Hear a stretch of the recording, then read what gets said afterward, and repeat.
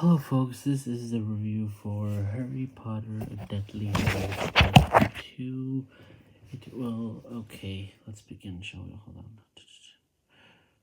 So, the second movie will be way more better and much more interesting. The first one is still pretty good. Deathly Hallows Part 1 is still interesting, so.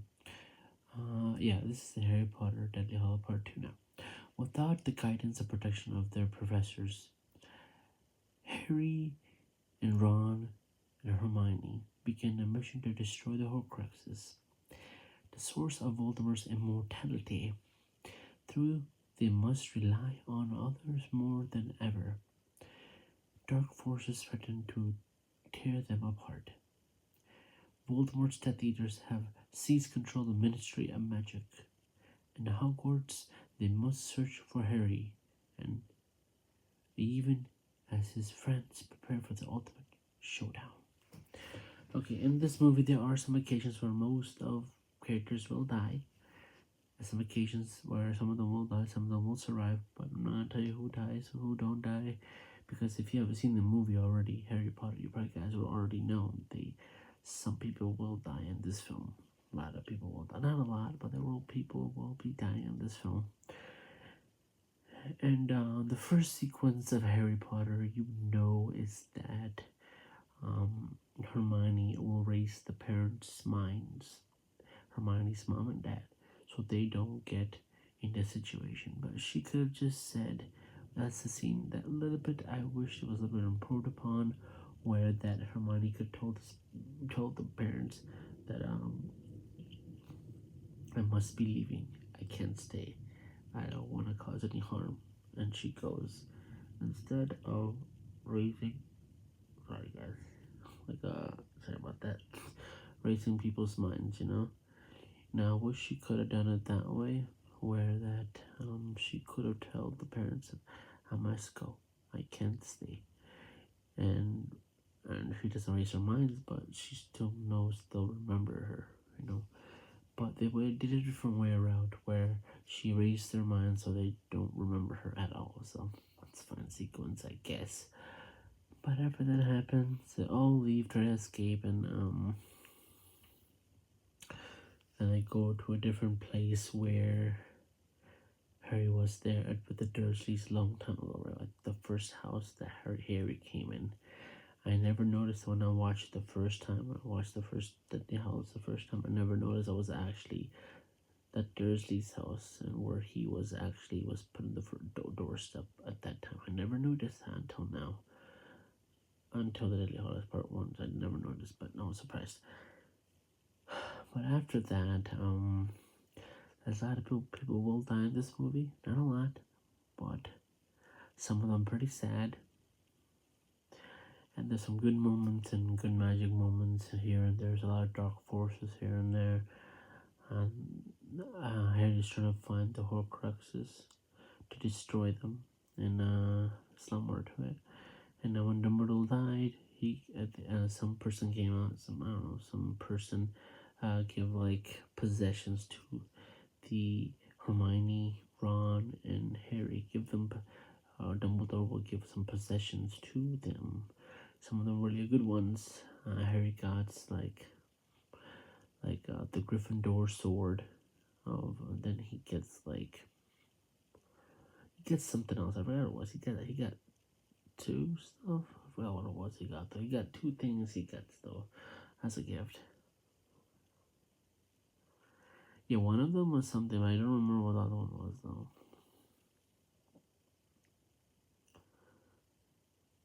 Oh, I think I remember now. I think it was the Quidditch. The snitch. He gets the snitch. Then he gets the Gryffindor sword. And Hermione gets a book, somewhat a random book. And Ron gets the illuminating light thing, fire thing, bobber thing. He gets that, so it's that. And they do find the Horcrux. One of them with a lot of emotion fight backs here and there. They do get the Horcrux from different Ministry of Magic here and there. They do get it. They do get the Horcrux from Ministry of Magic, but there's a lot more to it than that. that are disguised themselves. So there's a lot of stuff involved in this film. But in my opinion, this movie is not bad. The Deadly Hallows Part 1 is really interesting. I do like the fact that they are like watching it the second time. There's some stuff that I have missed. Like not watching the second. I haven't watched this many times. There's some occasions where I don't pay attention most of the time. This is the time I actually watched the Harry Potter, the entire franchise fully, to like figure out, okay, that makes sense why that's that, and why is there like three, why it's called the Deadly Hallows, the three elements. Like you need to have the what's it called, the invisibility cloak, the adult wand, and the resurrection stone. So mostly the first Harry Potter film, the first, he gets the invisibility cloak. We don't know what it was, what did that thing would entail. So no one knew that's going to be for the Deadly Hallows long when it comes to film. So no one knows what that's going to be for and what it's going to be used for at that particular time. So it's a relic. Think about that. It's a relic that's going to be used one day when it's required. And the Elder Wand is something important for the Deadly Hallows also. And also the Resurrection Stone. Resurrection Stone doesn't do much actually, but you can bring people from the dead, I guess.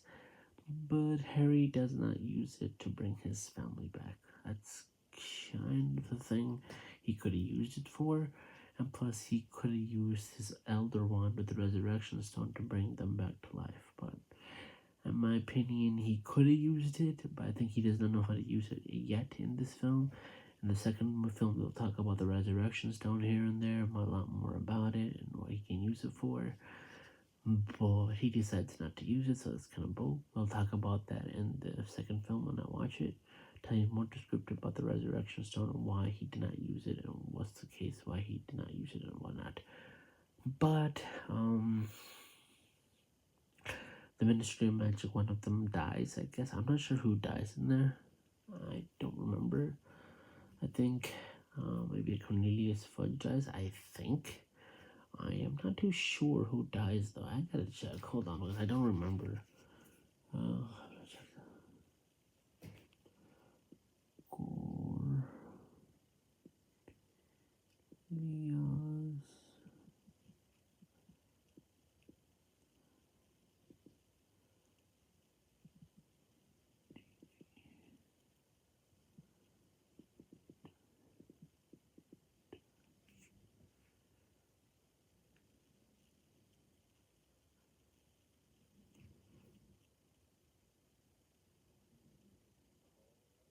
Okay, that makes sense. So it's known as what happened to Fudge after Lord Voldemort took over the Ministry of Magic. So, but he lost the position of messenger between the Ministry and Muggle's Prime Minister that leaders ended to use for Muggle. Okay, that makes sense.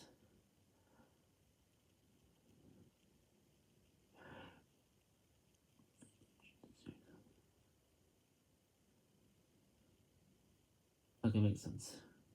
So Ministry.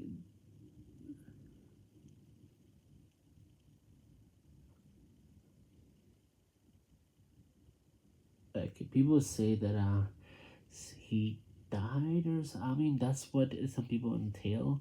The Ministry of Magic, some person that usually the Ministry of Magic is supposed to be Cornelius Fudge.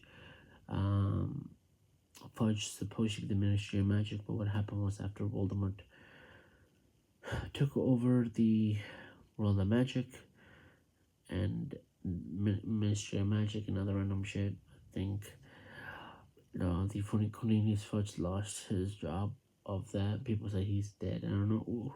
They didn't tell who was actually dead. I don't know who dies, but whatever. In my opinion. But there's some occasions where what hurt me the most is to watch Dobby die. That part. Oh shit.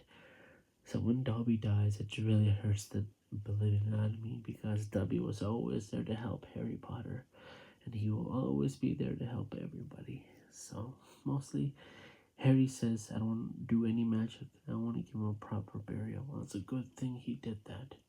Very respectful and honest Harry. He knows when to use magic, when not to use it, so he has matured long enough to understand when to use it, when not to use it. And people like Ministry of Magic and people think that Harry does not know how to use magic properly. That's a full of bull. So Ministry of Magic and other people need to understand how Harry uses magic the right way, but other people use it really need like a crazy woo, Harry knows when to use magic to protect people and he knows how to use it the right way. Like Hermione and Ron and George and Fred. Most of everybody he knows keeps in contact with. Like friends, they know how to use their magic well and right. George and Fred, they know how to use it sometimes, but they use it kind of crazily sometimes too as well. So, but there's some occasions where they use it right, so can't blame them that. So, other than that, everybody uses it the right way. So, magic is magic if you use it right.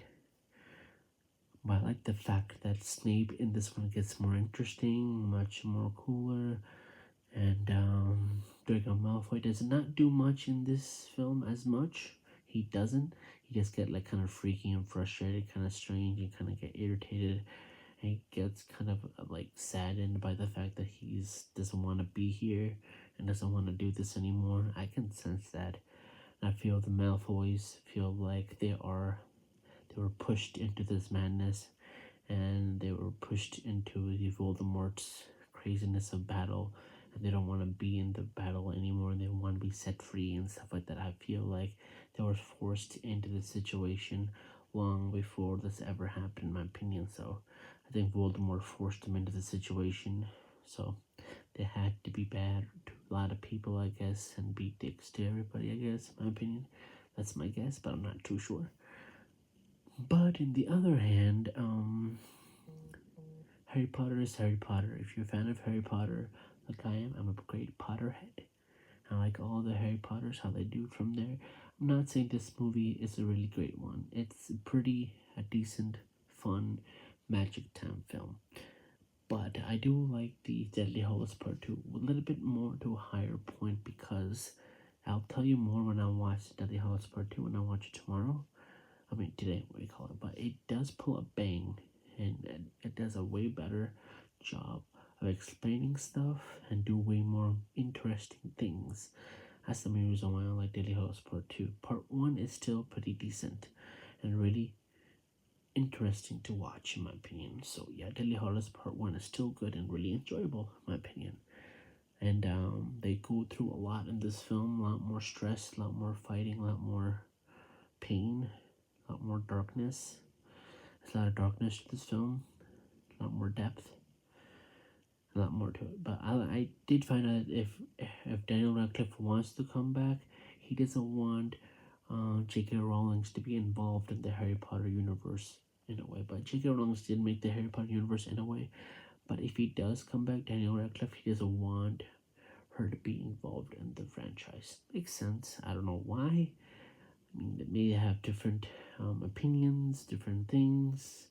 I don't know. I don't read her accusations towards anything. I don't know what was going on with her anyway, so I can't tell you much information about that. But I did hear that if she wants to come back, she cannot be involved in their projects. I guess that's my thing. That's my guess. But other than that, Deadly Hollow Part 1, I'm probably gonna give this an 8 out of 10 for Deadly Hollows Part 1.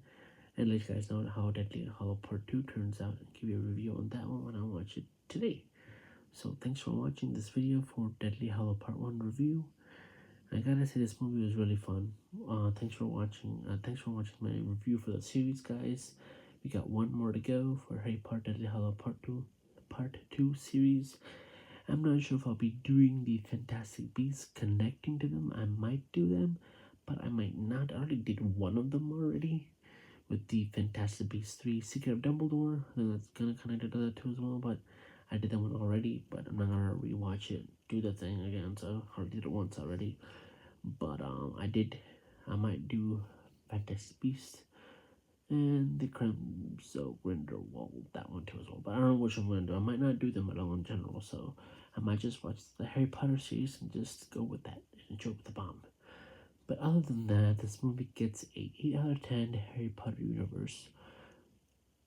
8 out of 10 is the awesome good score I can give with this one. So thanks for watching as always. Stay safe and have a great weekend, guys. Bye.